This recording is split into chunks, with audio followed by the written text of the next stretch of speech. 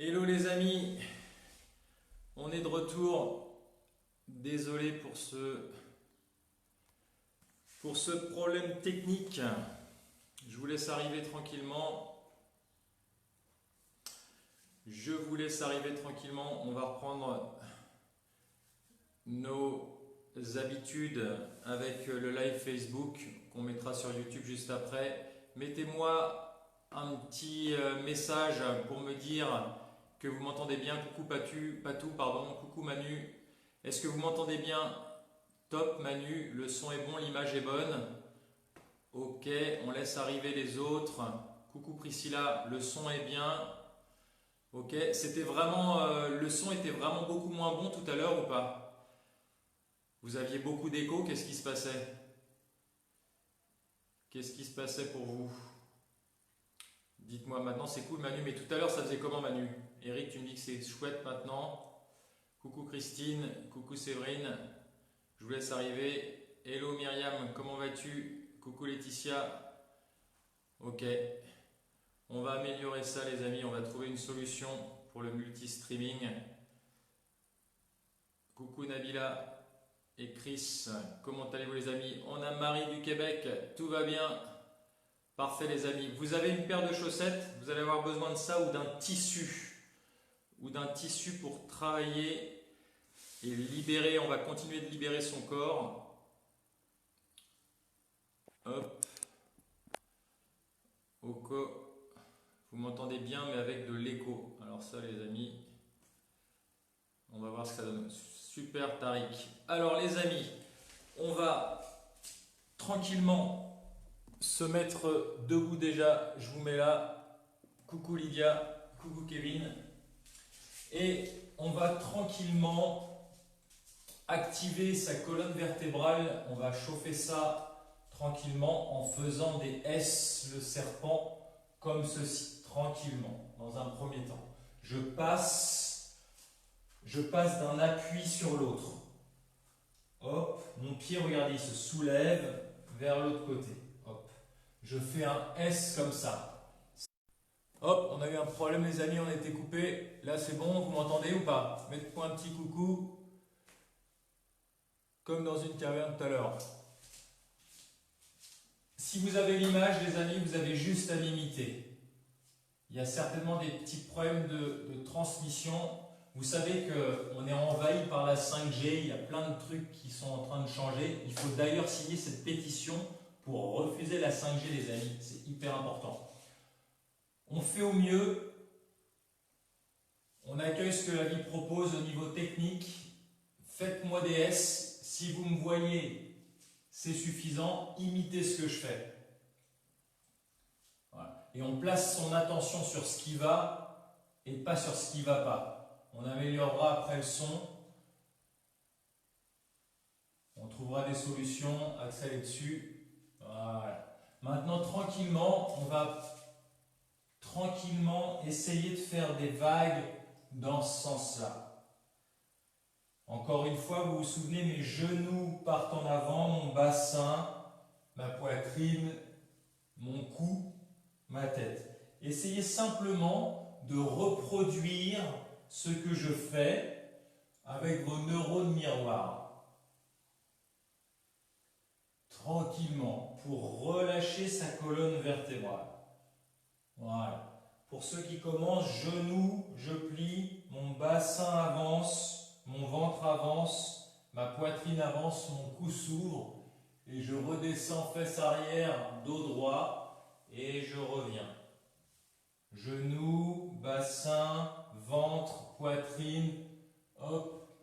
Ceux qui savent déjà faire ça, vous pouvez même ouvrir les épaules ici. Je ouvre les épaules ici, hop. Essayez d'avoir un mouvement fluide, tranquillement. Imaginez une vague qui vous parcourt. Maintenant, en sens inverse, je vais faire un 8.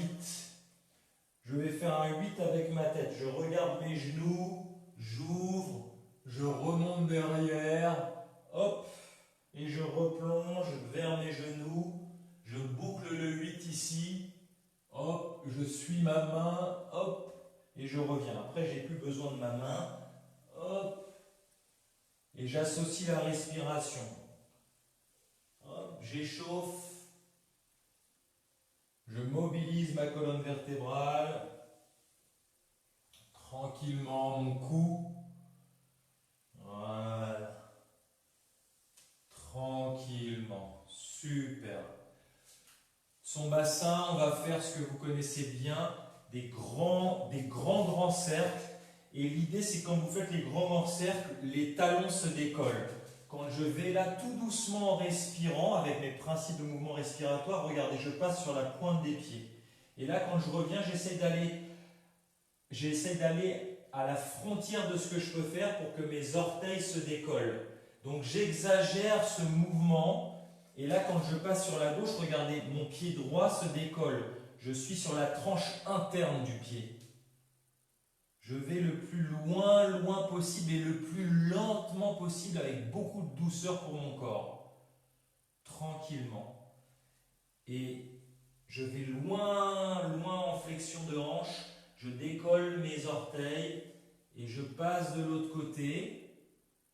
Et j'écoute mon corps. Si jamais ça fait mal, eh bien je fais un petit peu moins. Je trouve des zones de passage pour aller vraiment articuler la partie lombo-pelvienne, lombaire et bassin, tranquillement. Mes épaules sont détendues, mes bras sont détendus. Soit je peux les laisser là, soit je peux aussi les accompagner sur mes hanches, mais mes épaules sont détendues, elles ne sont pas tendues comme ceci. Je détends. Ouais, super. Super. Maintenant, on va mettre ses mains. Tout va bien au niveau du son. Super, Patou, tu me dis, c'est bon pour toi, Manu. On va mettre les mains sur les genoux. On va écarter les pieds d'une largeur de bassin. Et on va faire des cercles comme ceci, vers l'extérieur. Ce qui m'intéresse, c'est que vous passiez de bord interne du pied. Vous voyez mes pieds là, les amis. Bord interne du pied, bord externe du pied. Bord interne, bord externe. Bord interne, bord externe. Bord interne, bord externe du pied. L'intérieur et l'extérieur. Je fais deux cercles grands comme ça. Voilà. Hop, je mets mes mains dessus, j'accompagne. Tranquillement. Même si vous avez des problèmes méniscaux, même si vous avez des prothèses de hanche, il n'y a aucun problème. Vous le faites hyper lentement, en contrôle. Maintenant, deux cercles inverses. Comme ceci. Je vais à l'extérieur, je reviens à l'intérieur. Voilà. Tranquillement. Super. Maintenant, on va planter son gros orteil, les amis. On met les mains sur les hanches et on va tourner du gros orteil au petit orteil. Je pose mon gros orteil, ça tourne sur le petit orteil. Ça tourne sur mes doigts de pied. Et j'ai toute ma jambe qui fait ce mouvement-là, tranquillement. Dans un sens et dans l'autre. Sans à-coups, un mouvement léger. Voilà, génial. Maintenant, on plante le deuxième gros orteil. En même temps, on travaille sa stabilité de hanche. Et je tourne du gros orteil, je déroule sur le petit orteil. Donc mes doigts partent, mes orteils partent légèrement en flexion, donc je les masse. Et je tourne tranquillement avec une jambe, un membre inférieur qui est relâché. Et dans l'autre sens. Hop, tranquillement. J'essaie d'articuler tranquillement mes orteils et mes avant-pieds. Super. Parfait. Ça va? Coucou Christiane. Super les amis. Alors, vous m'entendez bien là? C'est nickel? Faites-moi un petit retour. Aline, ok. J'ai plein de pouces d'Aline, tout va bien. Alors, je vous descends un petit peu. On va prendre sa paire de chaussettes ou son tissu, les amis. Super Priscilla. Alors, paire de chaussettes. Ce que je voudrais que vous fassiez, vous mettez-vous par terre, attrapez votre paire de chaussettes et passez là à votre main opposée. On remet par terre, on attrape et on se la donne à la main opposée, tranquillement. Facile. Essayez de travailler la motricité fine de comment j'arrive à attraper avec mes pieds. Ok, son image nickel, Tamara et Violaine. Comment vous arrivez à passer d'un pied à l'autre pied et à le poser sur le côté gauche. Je me mets là, j'ai ma paire de chaussettes ici, je me stabilise avec mes mains, on va travailler aussi la sphère abdominale, je vais attraper ma paire de chaussettes, je me la passe sur le pied droit et je la pose de l'autre côté. Comment j'arrive à m'organiser? Alors, pour les plus athlétiques d'entre vous, faites-le sans les mains. Je passe ici. Hop, si je fais tomber, je souris, je recommence et je la pose. Ceux qui ont plus de mal, vous mettez les mains derrière, vous vous stabilisez de l'escalade horizontale. Et puis, si ça tire trop sur les plis inguinaux, par exemple, eh bien déjà j'essaye à ma mesure de attraper, de le faire passer au sol, de le faire glisser et de l'amener avec l'autre jambe. Donc je n'ai pas à soulever le poids de ma jambe si c'est trop douloureux pour vous pour le moment. Si vous n'arrivez pas, moi ce que j'aimerais quand même c'est que vous arriviez à crocheter avec vos orteils ça et au moins à faire glisser le talon. Vous voyez là mon talon, il glisse. Et est-ce que j'arrive à le passer de l'autre côté comme ça? D'accord? Au moins vous bossez sur ça plutôt que simplement comprimer la chaussette et de la faire glisser et attraper. Ça c'est vraiment le niveau 0,1. Ce qui m'intéresse c'est que vous travaillez la motricité fine de vos doigts de pied. On fasse travailler des nouvelles connexions neuronales pour faire ça. Là j'ai saisi avec mes doigts de pied. Au moins je fais glisser. Si je suis en bonne forme, je peux lever là. Quand j'arrive au milieu, je change, je repose ici. Si j'ai fait tomber, c'est pas grave, je souris, je reprends et je reviens là. Si c'est trop dur pour moi de soulever, je fais glisser. Si c'est facile pour moi, je fais ça sans les mains. J'attrape, je change et je vais poser de l'autre côté. Ok? Si vous n'avez pas de serviette, vous prenez un tissu, c'est exactement pareil. L'idée, c'est comment vous arrivez à en bricoter, à attraper ça avec soit le pouce, le gros orteil, soit avec tous les doigts. Comment vous arrivez à être agile, à développer d'autres connexions neuronales qui sont beaucoup moins fréquentes. Tout va bien? Diabolique, me dit Christine. Comment on peut crocheter les chaussettes? Ce n'est pas une question de douleur, mais d'incapacité. Eh bien, essaye tranquillement, regarde, c'est exactement, prends quelque chose, si c'est difficile, tu peux enlever une chaussette comme ça, regarde. Tu enlèves une chaussette et tu essayes de la mettre entre... Attends, je vais baisser un petit peu ça pour que tu me vois mieux, Christine. Ok. Regarde. Si elles sont dépliées, c'est plus simple parce que tu vas pouvoir tricher un petit peu et venir la prendre entre le gros orteil et l'orteil numéro 2.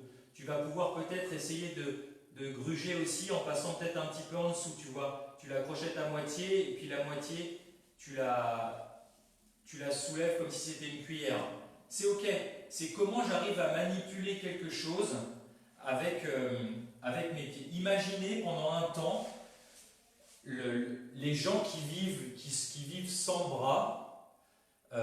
J'ai rencontré plusieurs fois ce handicap dans différentes parties du monde, notamment vous savez que j'ai longtemps travaillé en Asie, presque une petite dizaine d'années, et au Vietnam par exemple il y a eu énormément d'agents orange, de défoliants qui a été déversé pendant la guerre par Monsanto, pour ne pas le nommer. Et du coup, c'est très tératogène, c'est-à-dire qu'il y a énormément d'enfants qui naissent encore avec ce qu'on appelle des agénésies, sans bras.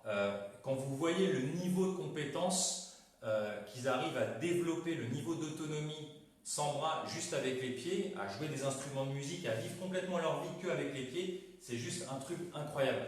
Pour nous, c'est très intéressant parce que là, ça vous permet de mobiliser de façon, en jouant tous vos membres inférieurs de façon complètement différente. Ça permet, il y a ce qu'on appelle la plasticité au niveau neuronal qui permet de développer d'autres compétences et surtout, pendant un petit temps, ça nous recentre et ça nous sort, on est concentré sur quelque chose qui est rigolo et ça nous sort de la peur ambiante. Donc, ça, c'est plus simple. Une fois que vous avez fait ça, les amis, moi je remets ça, c'est plus challengeant. On va mettre les chaussettes devant, ici, vous allez l'attraper et on va rouler tranquillement sur le dos, se la donner là et revenir la déposer là. Alors, l'exercice il consiste, c'est rocking chair. C'est de basculer sur votre tapis. Déjà, on va le faire ça. Est-ce que vous êtes capable de faire ça? On vient en arrière tranquillement et on revient. On essaye de tourner pour masser, c'est un automassage du dos. On va commencer à travailler le palpitant, les changements de pression et on revient. Ok? Simple. Maintenant, on va le faire, pour s'échauffer, on va le faire en contrôlant. Je descends lentement. Je donne ma chaussette à ma main. Et je reviens en la posant. Pourquoi c'est intéressant? Parce qu'on a déjà travaillé ça, pour continuer de renforcer son corps. Je viens, et là, comment j'envoie mes jambes pour que j'ai suffisamment de poids et de levier qui entraîne mon bassin et que je ne sois pas coincé ici. Si je suis coincé là, j'ai besoin de donner un coup d'abdominaux pour relever. Est-ce que je sais tendre mes jambes pour qu'elles aient plus de poids, plus d'inertie pour m'entraîner? Donc je voudrais qu'on travaille ça sans vous concentrer sur ça, vous concentrer sur la chaussette, les amis.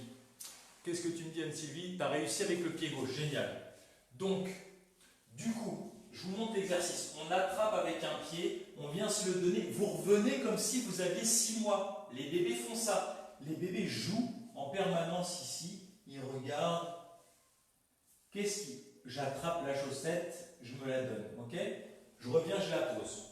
Je reprends la chaussette, je me la donne et je reviens. J'attrape la chaussette avec l'autre pied, je me la donne et je reviens. Maintenant, vous allez essayer de rouler sur la partie droite de votre colonne vertébrale. Pas sur les vertèbres elles-mêmes, on appelle ça les apophyses épineuses. C'est exactement ça, Manu, comme un petit enfant.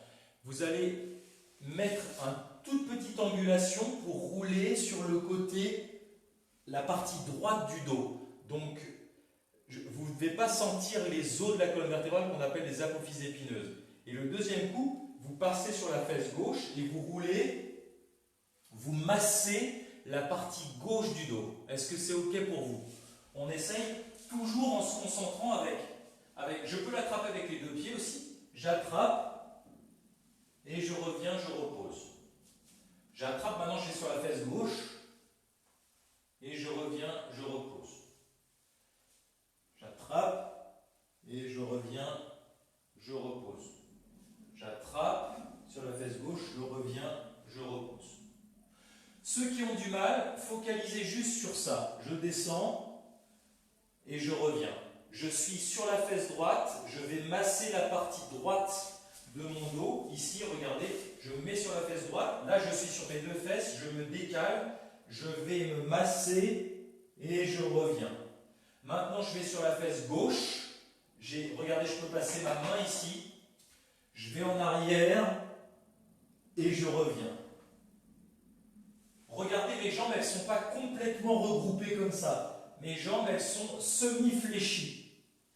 Mes pieds, ils montent quasiment à la verticale et je reviens. Je vais jusqu'à mon épaule, ici. Je vais jusqu'à mon épaule, là, et je reviens.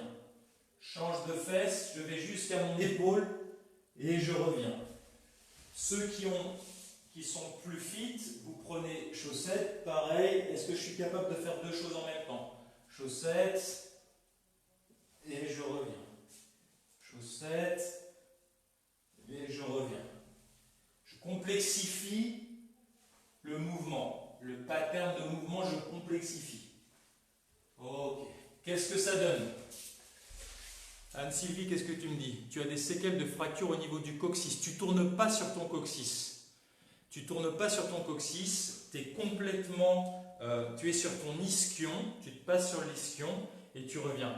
En même temps, si cette fracture est ancienne, le fait de te masser sur un tapis, d'avoir une pression douce, contrôlée, c'est quelque chose qui est très bon pour l'os. C'est ce qu'on appelle des massages osseux. On appelle ça en physiologie de la mécanotransduction. Tu peux changer les canaux protéiques et tu peux stimuler la production d'ostéoblastes, qu'on appelle. C'est des cellules qui produisent la matrice osseuse. Emmanuel, tu me dis, tu as la peau des pieds trop sèche pour attraper quoi que ce soit.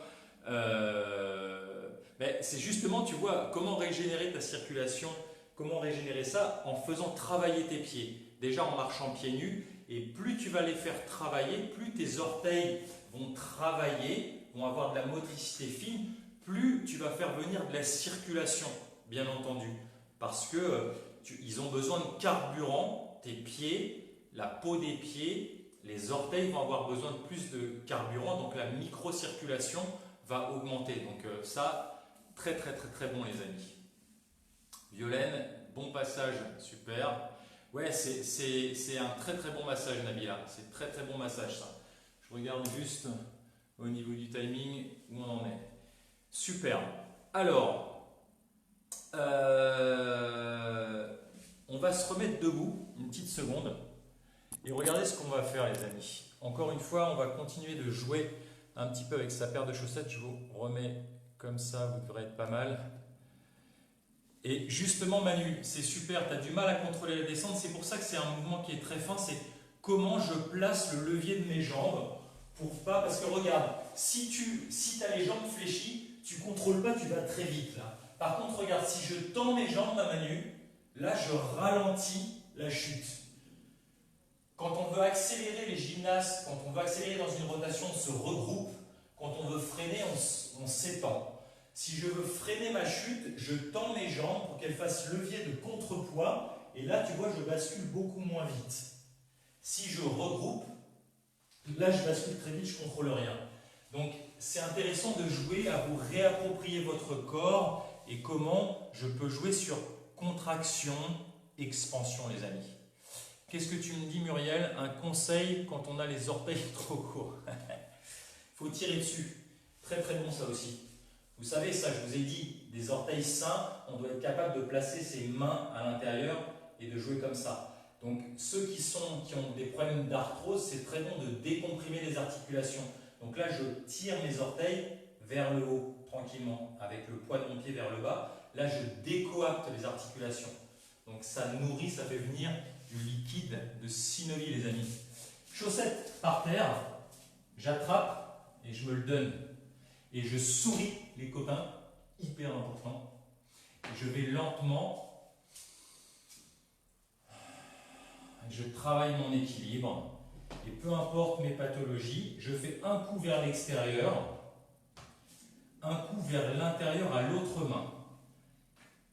Comment j'arrive à me débrouiller pour être gracieux, à ramasser quelque chose de façon feignante, avec une partie de mon corps que je sous-utilise parfois depuis 60 ans. Comment on fait?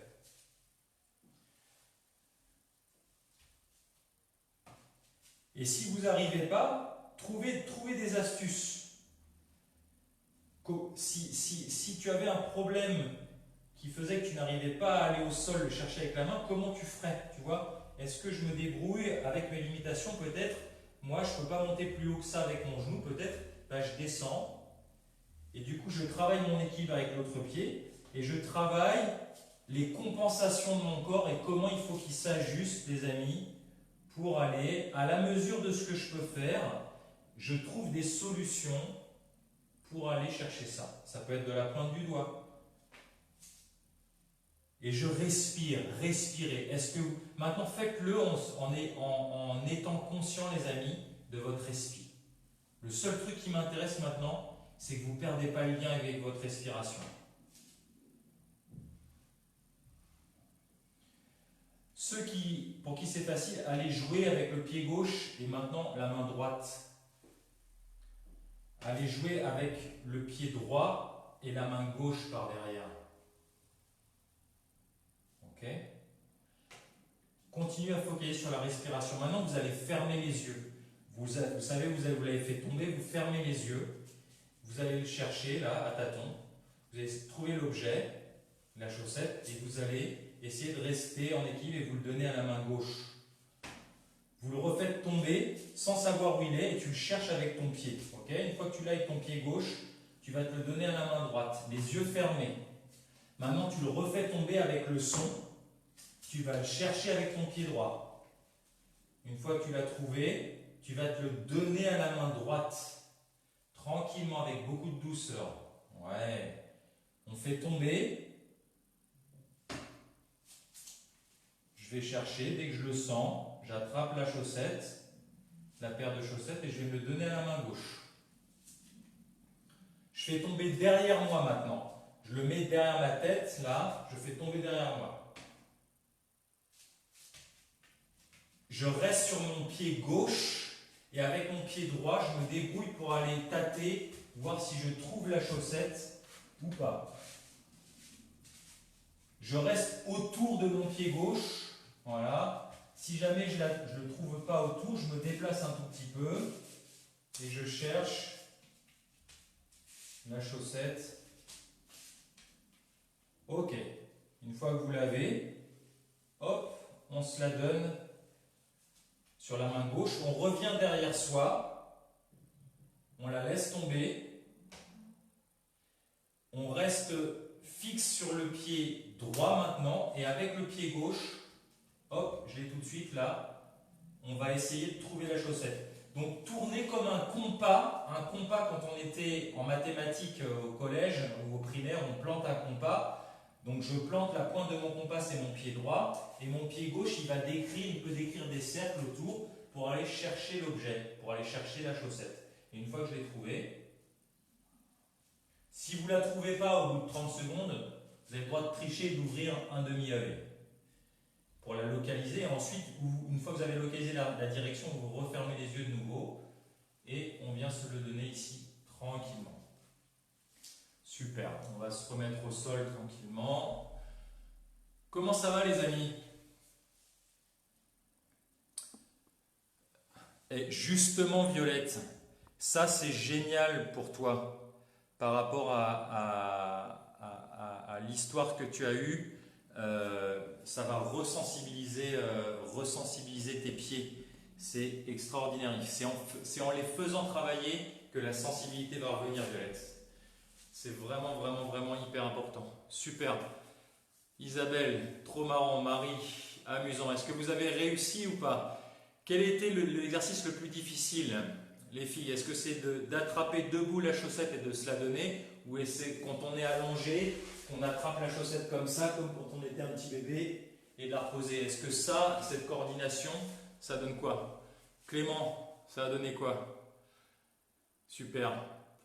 C'est le pied. Super. Difficile, Eric me dit, de faire remonter les chaussettes. Super. Mais tout ça, c'est pour vous encourager, les amis, aussi, à mettre du jeu dans vos journées. C'est-à-dire que quand tu fais tomber ton stylo par terre, plutôt que je me lève pour que vous me voyez, plutôt que de faire ça, est-ce que je peux jouer un petit peu, quand je suis pieds nus à la maison, trouver une solution pour faire ça? Ni vu ni connu, le cerveau humain, il a besoin d'être nourri par le mouvement, par des mouvements qui sont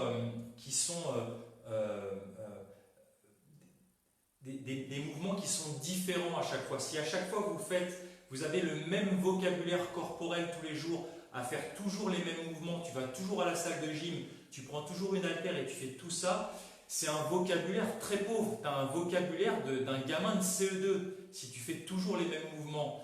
Donc pour monter en compétences littéraires corporelles, on a besoin d'aller explorer des patterns, des séquences de mouvements qui sont imprévisibles et différentes, les amis. C'est hyper important. Si vous voulez préserver votre système nerveux et votre cerveau des pathologies neurodégénératives, c'est la base de la base. Et du coup, voilà, on faisait ça spontanément quand on était enfant, on jouait, c'est exactement pareil. Donc peut-être ce stylo, je vais aller le chercher avec les pieds, peut-être je vais aller le chercher en faisant la balance, comme ceci, ici, mais j'en profite pour jouer dans la journée plutôt que de me dire « Ah merde, j'ai fait tomber, je fais ça et je suis complètement pas là. Je suis en mode automatique. Je prends les opportunités de la vie pour réhabiter ma vie, de ma présence et de jouer avec. Et j'essaie de vous encourager à mettre plus de mouvement, plus de jeu dans votre vie. C'est super important. Goumar, coucou mon Goumar, facile pour moi, difficile pour ta fille de 11 ans. Super, ben vous avez un super challenge. C'est très bon pour le mental, effectivement, Eric. Alors, les amis, avant de vous faire les 4 phases de comment fonctionne l'énergie chez l'être humain, je voudrais qu'on explore, qu'on profite des compétences qu'on a développées depuis un bon mois ensemble, de gestion de stress et de connaissance de soi-même. On va faire une pompe en 1 minute. Et on va faire un squat en 1 minute. Et vous allez voir que c'est bien plus difficile que de faire 20 pompes d'affilée ou 20 squats. On va adapter à la mesure de ce qu'on est capable de faire. L'idée, c'est qu'on travaille encore une fois par rapport à soi. On ne travaille pas par rapport aux autres. Ce qui nous intéresse, c'est de donner le meilleur de nous-mêmes chaque jour et de grandir chaque jour par rapport à nous-mêmes. Ce qui va m'intéresser, c'est que je vais vous proposer de sentir, vous savez, quand on a commencé la séance, on a commencé à sentir ces pulsations. Et puis, quand on a médité pendant 4-5 minutes, les amis, vous avez vu que c'était assez lent et on avait une pulsation autour de nous qui était assez lente. Vous allez voir que quand on va monter le palpitant, vous allez sentir des sensations de pulsation beaucoup plus fortes. Ça va être intéressant parce que c'est ce qui se passe sous stress. Comment, avec ma respiration pendant l'effort de 1 minute, ça ne va pas durer longtemps, est-ce que je suis capable de contrôler ça? Et surtout, je vais vous demander toujours de garder, c'est pas le hit Manu, on en parlera plus tard du hit, de garder votre attention sur, ok, je sens mon corps qui fait ça, je viens de m'activer au niveau musculaire, est-ce que je suis capable de rester avec cette perception d'agitation et en même temps de contrôler ma respiration et d'essayer d'évacuer les tensions de mon corps.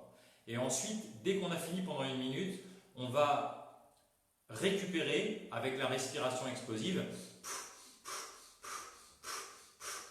comme si on crachait des pépins de mandarine à chaque fois, inspiration légère par le nez,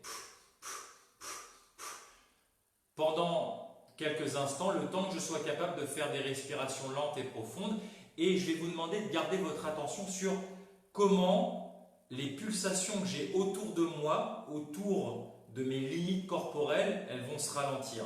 Ça, c'est super important, que vous soyez capable de percevoir au niveau des sensations corporelles le corps qui s'apaise, qui se recentre, qui se calme. Au lieu d'avoir une agitation comme ça, de pulsations autour de vous, ça va ralentir et se calmer. C'est hyper important à percevoir ça. Donc ce que je vous propose, c'est qu'on se mette comme ceci.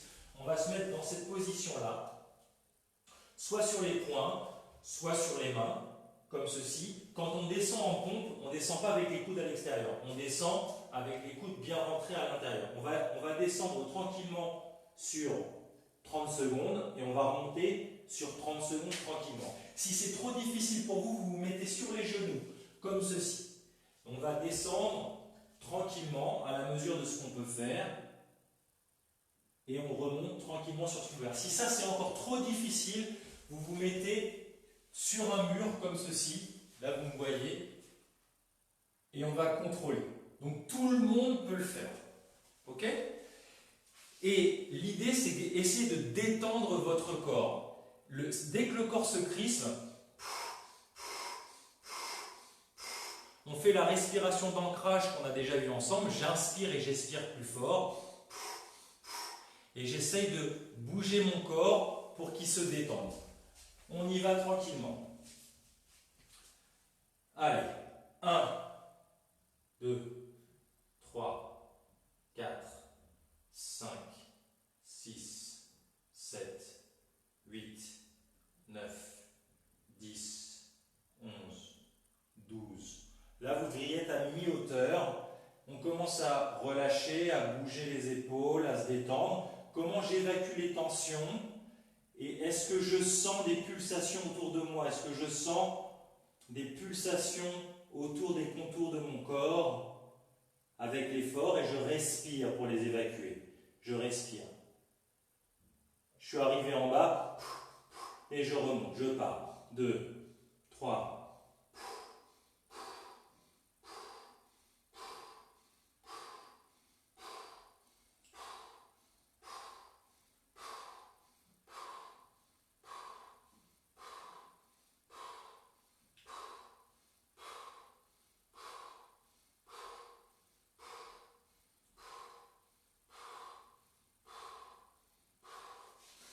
Et là, on récupère maintenant. On récupère et on sent, quand on se recentre, on sent qu'effectivement, là, moi, j'ai du sang qui est monté au niveau de la tête, je sens mon corps qui vibre, et je respire pour accompagner la récupération et sentir que quand je me suis pris un coup de stress, comment je l'autorégule.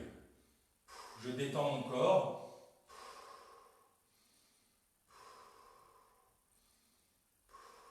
Et je ventile. Jusqu'à temps que je sois capable de faire des ventilations lentes et profondes. Et je suis avec mon corps qui est en train de ralentir ces pulsations externes, ces pulsations que je peux sentir dans ma périphérie.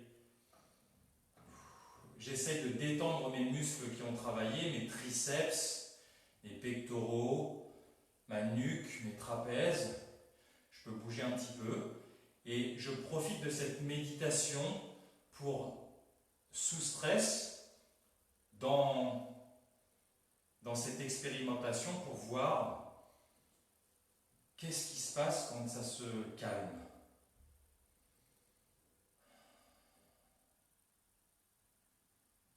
Super.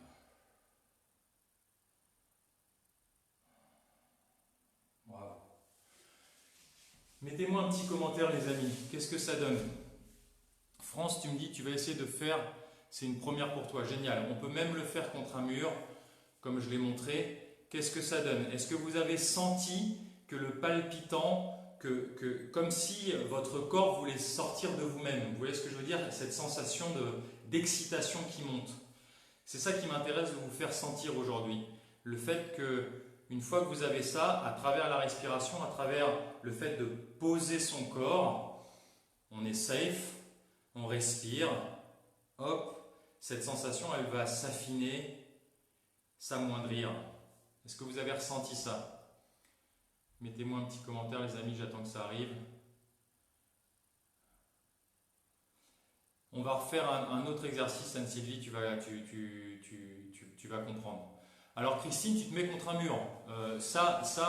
Tout le monde, tu vois, ça, les points comme ça ou là, il y a vraiment très peu de tension. C'est très bon de faire un exercice. Cet exercice-là, il est très bon pour renforcer les tendons et renforcer tout l'aspect ligamentaire. Très bon. On va faire la même chose, les amis, en squat. Ceux qui n'ont pas pu jouer avec, pour une raison X, sur la pompe. Qu'est-ce que tu me dis, Violaine? La pompe est d'une minute. Ok, c'est pas possible pour toi, mais tu as bien ressenti pulsation.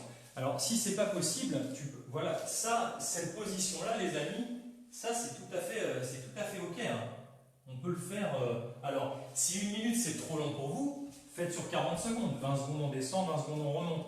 Mais c'est un exercice qui est très intéressant aussi, parce qu'on travaille de façon, encore une fois, on connecte tout le corps. Maintenant, on va faire exactement la même chose sur un squat. On va descendre pendant 30 secondes et on va remonter pendant 30 secondes. La clé de l'exercice, c'est de relâcher ces tensions. Parce que tu vas voir que quand je vais dire, je vais être à 20 secondes et que tu es là, ça va brûler dans les cuisses. Est-ce que je suis capable de garder du confort dans l'inconfort, de mettre un smile là en me disant, je suis en train d'expérimenter mon corps, mon palpitant, mon cœur va augmenter, et par ma respiration, par mon relâchement corporel, par des micro-mouvements comme ceci, je vais essayer de diffuser la tension qui s'accumule dans mes cuisses, je la fais circuler en moi. Et je peux aussi placer mon attention sur mes épaules qui sont relâchées, je ne suis pas obligé de focaliser que sur mes cuisses qui brûlent. Et je souffle, je respire. Et en même temps que je contrôle ce stress que je suis en train de me prendre de plein fouet, ça c'est super facile. Tu es complètement aux commandes. Quand tu sors dehors, tu te fais engueuler par ton boss, que tu te fais agresser dans la rue, quand il y a quelque chose que tu n'attends pas et qui arrive, et que la vie te tacle, c'est quand même, quand tu apprends cette nouvelle, c'est bien d'avoir des outils que tu as entraînés dans des situations où ta physiologie était au plus proche. Donc le fait de te mettre la pression là, et de voir que tu vas sentir que ton corps va chauffer, que ça va battre de tous les côtés, et bien toi, pendant ce stress-là, pendant l'annonce qui te met un tacle, l'annonce l'annonce qui vient te choquer, te stresser, eh bien tu contrôles ta respiration. Et tu vas jusqu'au bout de ta journée, et ensuite, dès que tu peux, ben, après l'exercice du squat, tu t'assois et tu récupères, et tu sens encore le choc de cette annonce parce que ton corps vibre, mais tu mets en place d'autres stratégies en calmant ta respiration pour sentir le calme qui revient vers toi. C'est ça le but, Anne-Sylvie. On le fait ensemble, j'espère que c'est clair pour vous.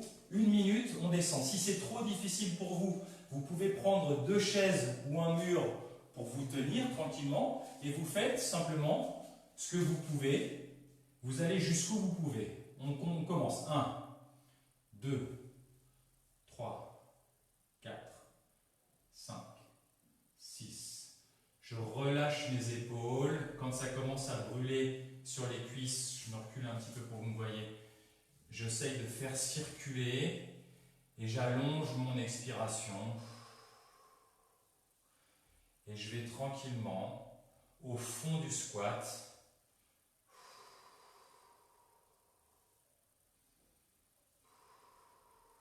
Je descends en 30 secondes. Je sens mon corps qui commence à vibrer. Et je remonte tranquillement. Et j'essaye de faire circuler.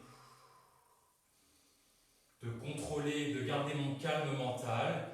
De ne pas être focalisé que sur mes cuisses. De faire circuler la tension des cuisses. De garder mon sang-froid.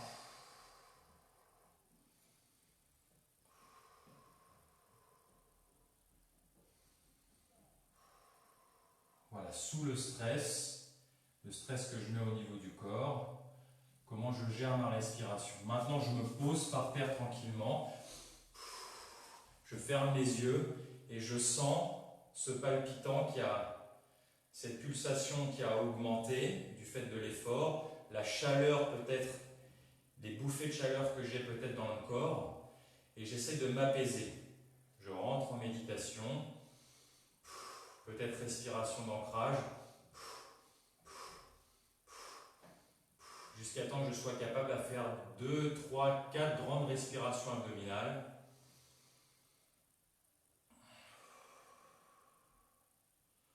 Et je suis avec moi pour voir ces pulsations, moi je les sens dans la tête là, qui s'affinent. Qu'est-ce que c'est qu'un retour à soi, un ancrage, un centrage, revenir au cœur de l'œil du cyclone quand c'est le bordel dehors? On est exactement en train de vivre ça.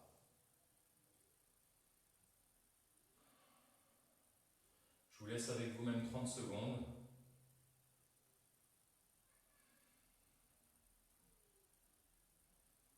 Ne fuyez pas la sensation, souriez à la sensation et concentrez-vous juste à avoir posé votre respiration abdominale. Et à détendre tout ce que vous pouvez détendre, les cuisses, les bras.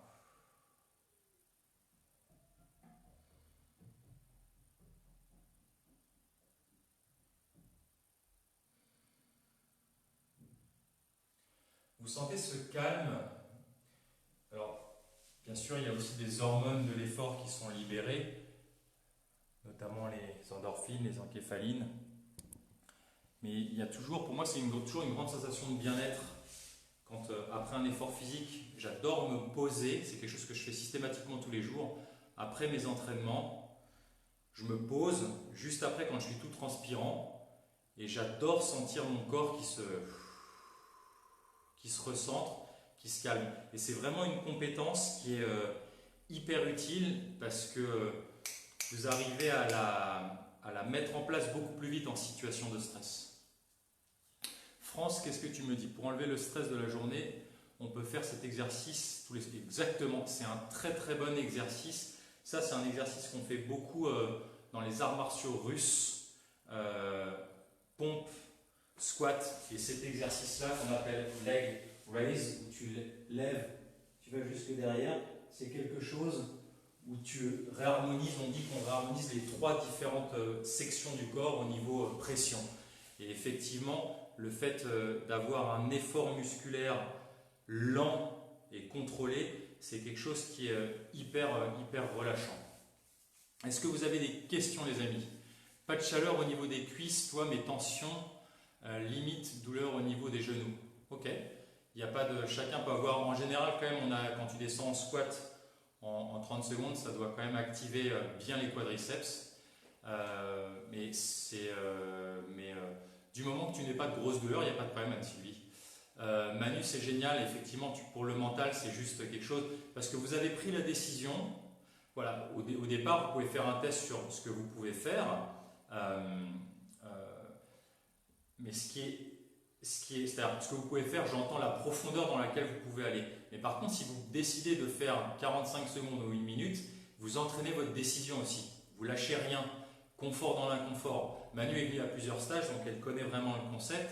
Ça, c'est vraiment quelque chose qui est bon pour l'image de soi. On a parlé d'image de soi la dernière fois. C'est vraiment quelque chose qui est très nourrissant et où on travaille la décision. C'est-à-dire que ça fait mal, on a envie de lâcher, mais je continue parce que je travaille ma respiration, je travaille ma musculature, je travaille les muscles stabilisateurs, donc je suis en train de me faire du bien.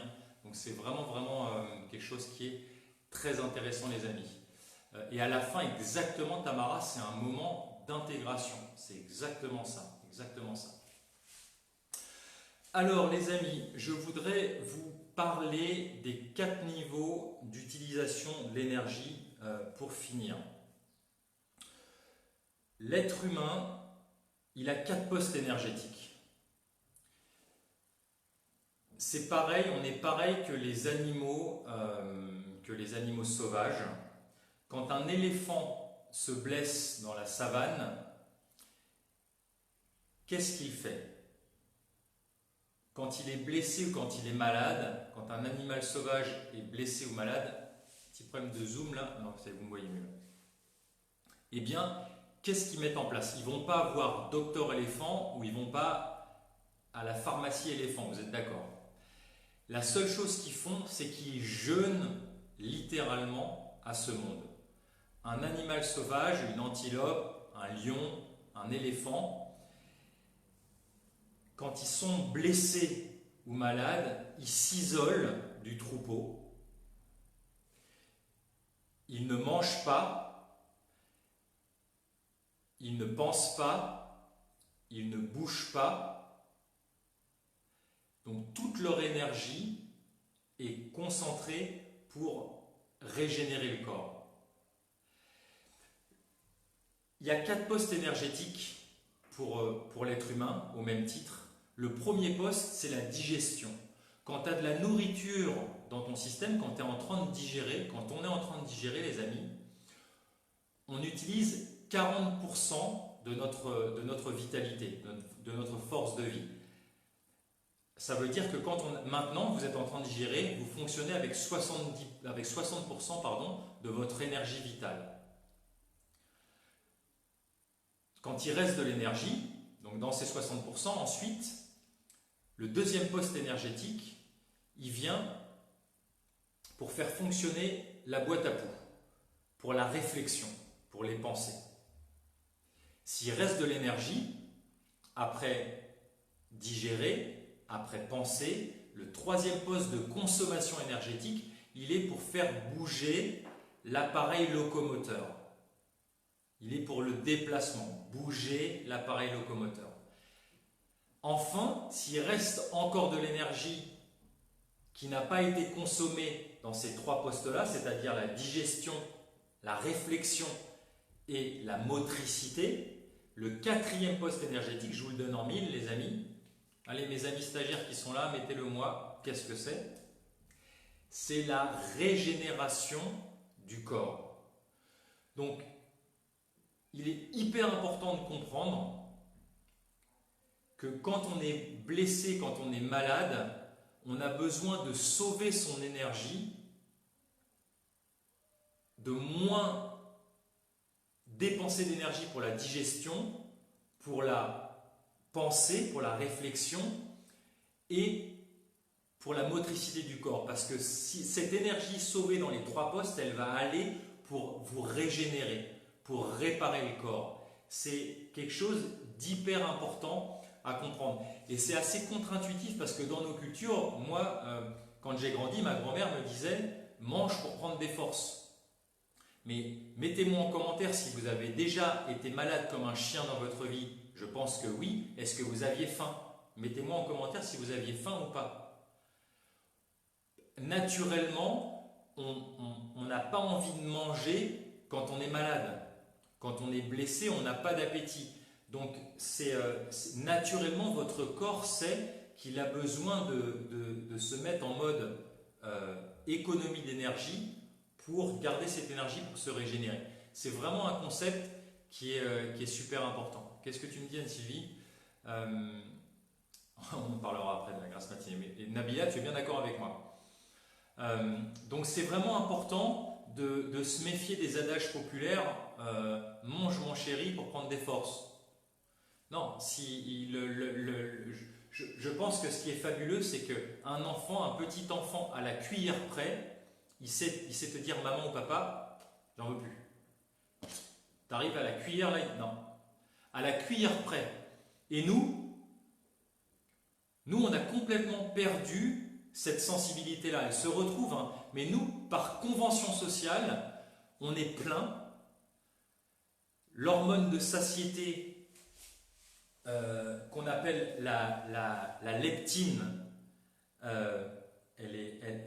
d'ailleurs elle se met en place dans votre système quand vous commencez à manger au bout de 20 minutes. C'est pour ça que c'est intéressant quand on mange en conscience et qu'on ralentit la façon dont on mange et qu'on compte comme on a fait au début des lives. On avait fait une séance sur manger en conscience. Quand vous comptez combien de fois vous mâchez, quand vous êtes plus en présence avec vous, eh bien vous ralentissez. Ça veut dire que vous allez passer au moins 20 minutes à table, vous allez au moins donner suffisamment de temps à votre physiologie pour qu'elle sécrète de la leptine, l'hormone de satiété. Parce que si tu te goinfres, que pour toi la nourriture c'est de te piffrer le plus rapidement possible pour pas qu'on te pique ta nourriture, eh bien on va se remplir son estomac, on ne nourrit pas ses cellules. Et du coup, on mange à fond pendant un quart d'heure. La leptine n'a pas encore eu le temps de s'exprimer dans notre physiologie, elle s'exprime qu'au bout de 20 minutes. Et on se retrouve avec ballotté avec un ventre énorme à la fin du repas où on met 3 heures à récupérer dans l'après-midi. Donc ça, c'est un des concepts importants, de ralentir la façon dont on mange. Donc, ce que je vous disais, les amis, c'est que se méfier des adages populaires qui est « mange pour prendre des forces ». C'est vraiment important de respecter le fait que notre corps, il sait, notre intelligence corporelle, quand on est malade, quand on est fatigué, on a besoin d'énergie pour se régénérer, donc on a moins faim. Donc ça serait un tort, je pense, de se forcer. Je vous donnais l'exemple de l'enfant qui sait qu'il a cette sensibilité à la cuillère près, il arrête. Et nous, c'est ça que je vous disais, on a appris dans notre éducation, en tout cas dans nos sociétés, par convention sociale, il faut que je finisse mon assiette. Mais d'où? C'est-à-dire qu'il faut enseigner aux enfants, à nos enfants, à se servir avec tact et mesure. Si on a encore faim, on se resserre. Mais si on n'a plus faim, pourquoi finir son assiette? Vous voyez ce que je veux dire? C'est qu'on ne va pas forcément jeter la nourriture. On peut aussi faire un Tupperware de reste. C'est important je pense, de retrouver, avec tout ce qu'on met en place pour apaiser son esprit, vous êtes de plus en plus fin avec vous-même, de savoir, mais qu'est-ce que je fais quand je fais ce que je fais? j'ai plus faim, il reste encore un tiers de mon assiette. Pourquoi il faut que je le finisse? Parce que ma mère m'a toujours dit, ou mon père, ou ma grand-mère, il faut finir ton assiette. Non. Parce que là, vous allez fatiguer votre corps. Votre corps, il est plein. Les cellules sont remplies. Si vous avez mangé de la nourriture vivante, végétale variée, riche en micronutriments, vos cellules vous disent stop. Donc après, c'est vraiment cette histoire de compréhension de comment se nourrir, elle est vraiment, vraiment essentielle, les amis. Écoutez et croire votre ressenti. Voilà ce que je voulais vous dire aujourd'hui.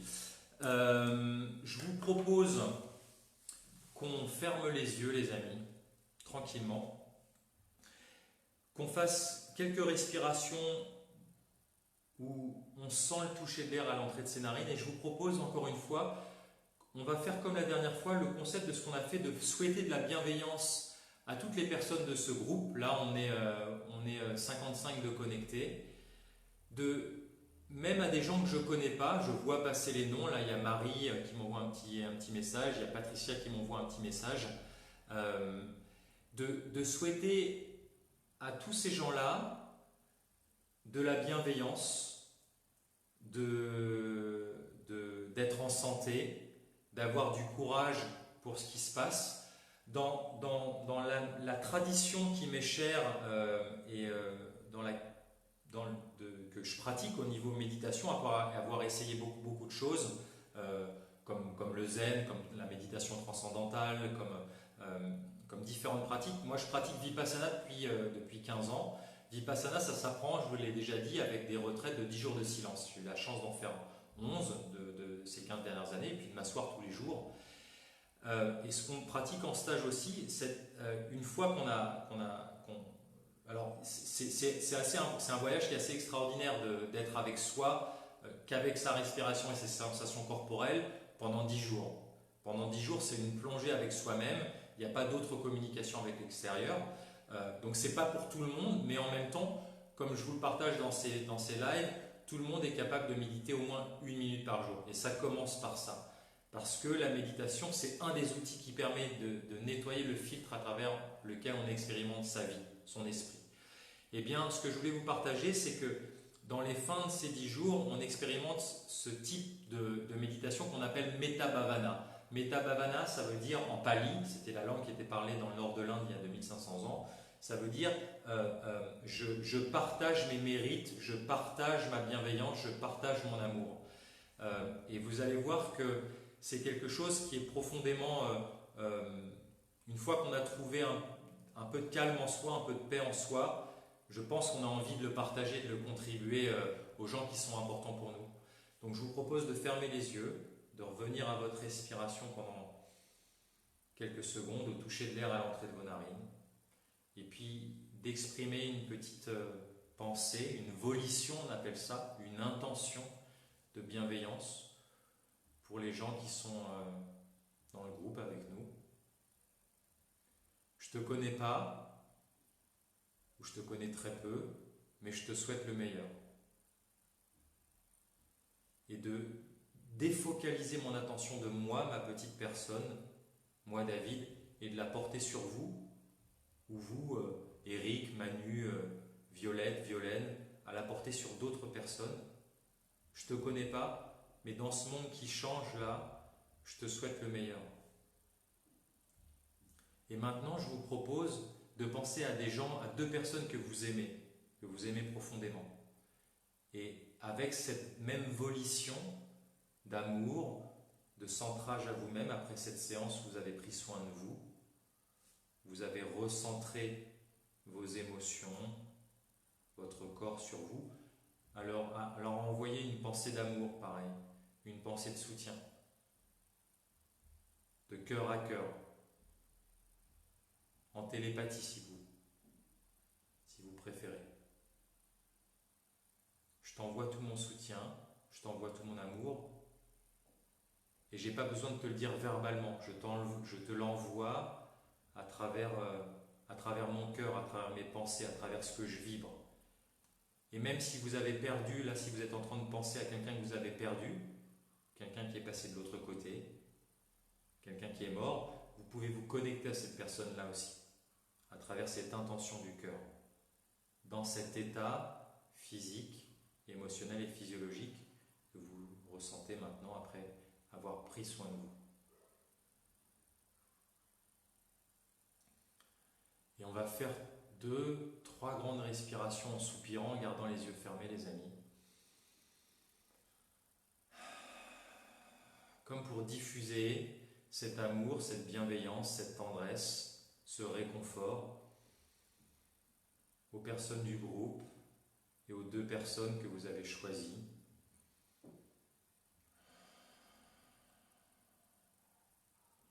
De nourrir, d'envoyer votre énergie, de partager votre énergie de bienveillance et d'amour.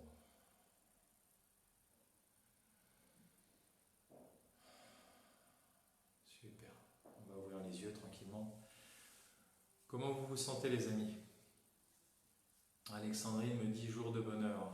France, tu me dis merci pour ce moment d'apaisement. J'espère vraiment pouvoir venir faire un stage avec nous. Ça serait avec grand plaisir, France. D'ailleurs, à ce propos, du coup, nos stages du mois de mai, pour ceux qui étaient inscrits, vous avez dû recevoir un email. On avait un stage le 8 mai à Montpellier et le 22 mai dans région parisienne, à la frontière avec la Normandie, à 50 minutes de Paris, et du coup on a été obligé de les annuler. On vous tient au courant pour celui du mois de juin qui était près de Bordeaux. De toute façon, c'est très émouvant, Aline, je suis content que ça me touche aussi ce que tu dis. On vous tient au courant. De toute façon, votre inscription, on est en train de recaler de nouvelles dates en fonction de ce que le gouvernement va dire, mais ça sera, il y aura pour l'instant nos stages d'été. On a 2 stages d'été de 6 jours, la semaine du 12 juillet et la semaine de mémoire du 28 août, dans les Alpes italiennes, dans un endroit qui est magnifique, sont maintenus. Le stage de juin pour l'instant est maintenu.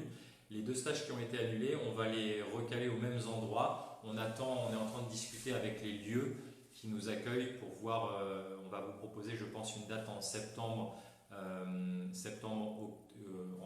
fin septembre ou le mois d'octobre. Juillet, c'est maintenu, Manu, et on vous tient au courant de toute façon par mail. Et puis, je vous invite, les amis, encore une fois, c'est important pour nous, pour l'équipe, pour ce qu'on met en place. Partagez ce live, s'il vous plaît, juste après que... Partagez-le sur votre mur, partagez-le à des gens auxquels vous pensez qui en auraient besoin maintenant, qui sont perdus dans des grandes villes où ils ne peuvent pas aller dans des endroits de nature. Allez sur notre chaîne YouTube, Life Force David Tan. Là, vous aurez des capsules plus courtes sur des choses qu'on a vues, beaucoup de choses qu'on a vues ensemble et d'autres choses. Et puis, cliquez sur la petite cloche en haut à droite aussi pour qu'on puisse se retrouver lundi à 14 h. Et allez aussi sur notre site internet lifeforcewithyou.com pour recevoir notre newsletter avec des trucs et astuces, encore une fois, pour dompter son stress et maîtriser ces fameuses clés de santé et de vitalité, les amis. Donc lifeforcewithyou.com. Je vous embrasse bien fort. Qu'est-ce que tu me dis, mon idée? Vipassana. Alors le site c'est dhamma.org. dhama.org. Je recommande vraiment. Le livre, les amis, vous pouvez le voir sur le site internet. Vous pouvez le commander sur le site internet, le manuel sur la régénération de la santé et de la vitalité. Et là, on est en train de vous préparer un petit accompagnement aussi sur 2 mois à travers des lives. Je vous embrasse bien fort, les amis. Prenez soin de vous, partagez ce live et on se retrouve lundi à 14 h. On va travailler la technique avec Axel. Je vous embrasse bien fort, prenez soin de vous.